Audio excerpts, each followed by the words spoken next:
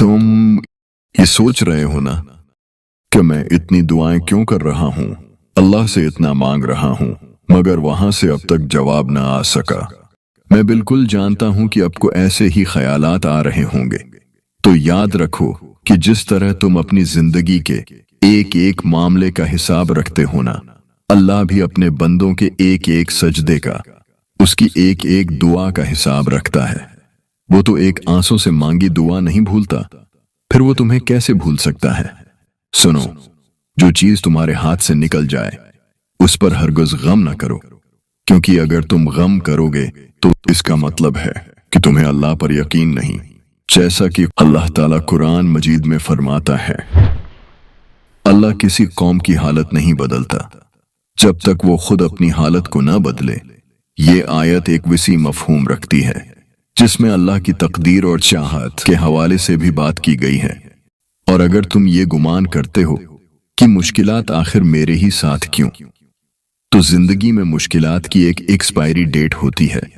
ये सिर्फ तुम्हारा एक टेस्ट है, जिसको जितनी बड़ी आजमाइश से गुजारता है वो नवाजा भी उतना ही जाता है। वो रब जब देने पर आता है तो काबिलियत नहीं देखता, बस नवाज देता है, क्योंकि वो अल समद भी है और गनी भी। न उसकी रहमत में कोई कमी आती है, न उसके खजानों में। वो झूलियां भर देता है और पर्दा नशीन ऐसा कि नजर भी नहीं आता। वो तुम्हारी भी सुन लेगा, तुम्हारा गम भी खत्म कर देगा। तुम्हारा रब जिस चीज को तुम्हारे करीब कर दे, इसमें हिकमत तलाश करो, और जिस चीज को तुमसे दूर कर दे, इस पर सब्र अख्तियार करो। अल्लाह ताला फरमाता है, और हो सकता है कि तुम किसी चीज को नापसंद करो और वो तुम्हारे लिए बेहतर हो, और हो सकता है कि तुम किसी चीज को पसंद करो और वो तुम्हारे लिए बुरी हो, और अल्लाह जानता है और तुम नहीं जानते। अल्लाह की फैसलों को समझना इंसान की अक्ल से बालातर है, पर उस जात पर इतना भरोसा रखना कि उसके हर अम्र में तुम्हारे लिए खैर है।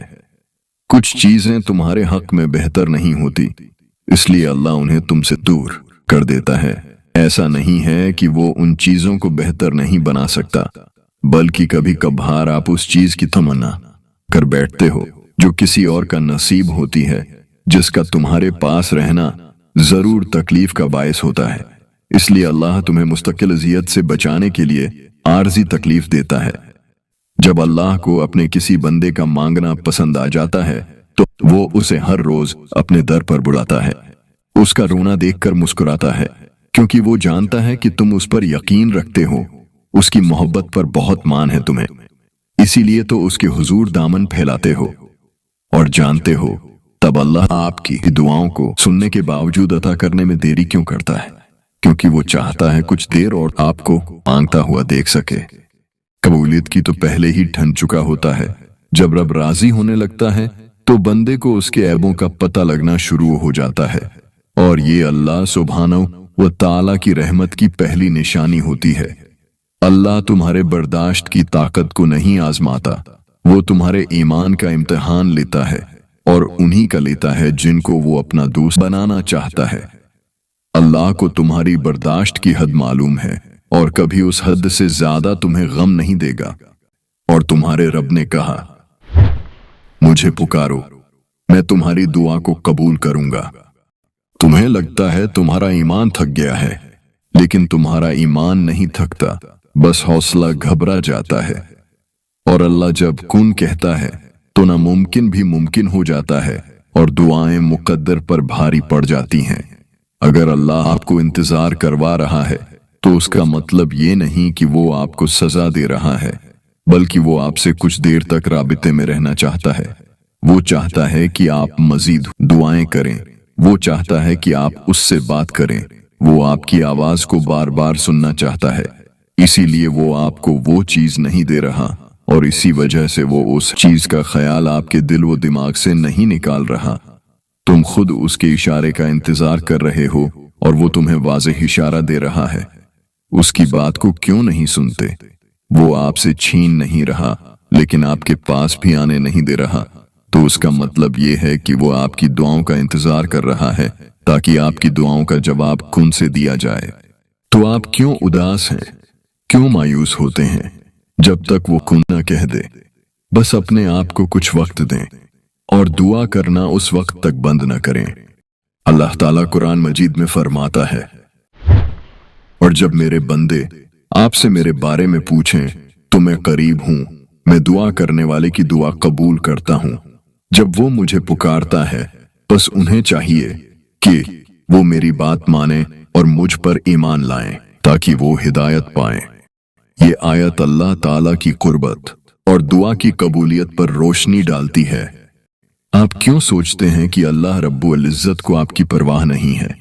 अल्लाह रब्बुल इज्जत जानता है हर उस दर्द को जिसे आप लफ्जों में बयान नहीं कर सकते, हर उस खौफ को जो आपको अंदर ही अंदर खाए जा रहा है, हर उस दुआ को जिसके पूरा होने के इंतजार ने आपको तहका दिया है।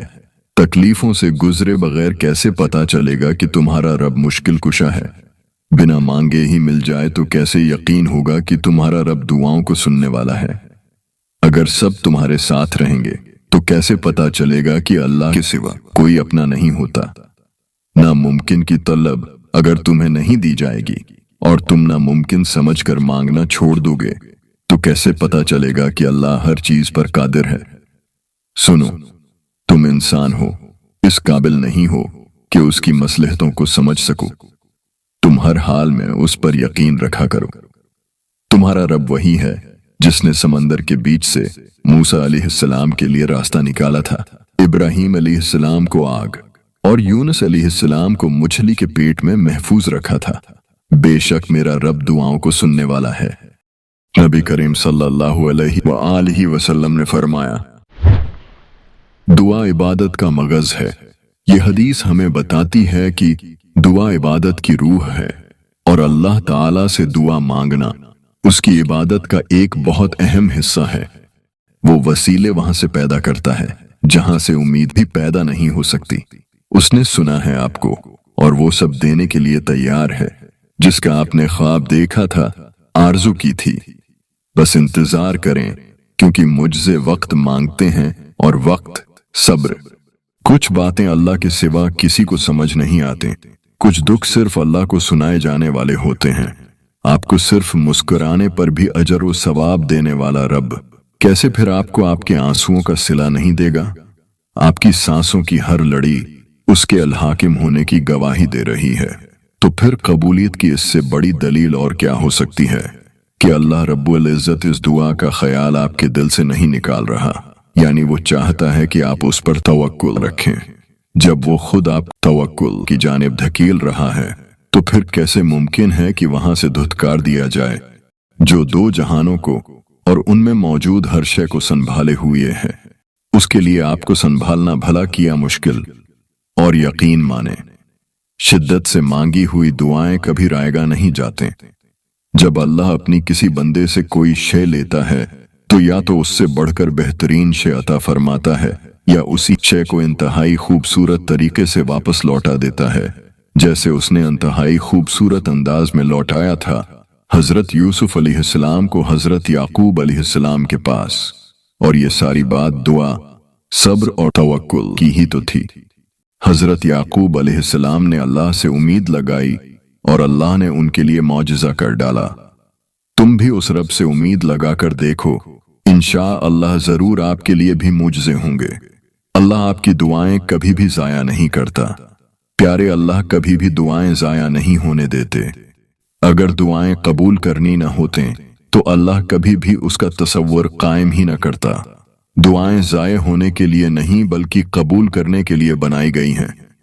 जब इंसान सब कुछ अपने अल्लाह पर छोड़ देता है तो फिर अल्लाह भी अपने बंदे के यकीन को कायम रखता है और अल्लाह आजमाइश में भी डालता है लेकिन अपने बंदे को संभाल भी लेता है।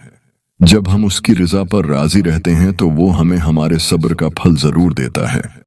अल्लाह ताला कुरान मजीद में फरमाता है, ए ईमान वालो, सब्र और नमाज के जरिए मदद हासिल करो, बेशक अल्लाह सब्र करने वालों के साथ है। अगर आपको ये वीडियो मददगार लगी तो इसे लाइक, सब्सक्राइब और दूसरों के साथ शेयर करना ना भूलें। देखने के लिए आपका शुक्रिया। अल्लाह पाक मेरी और आपकी हर जायज ख्वाहिश पूरी फरमाए। आमीन सुम्मा आमीन।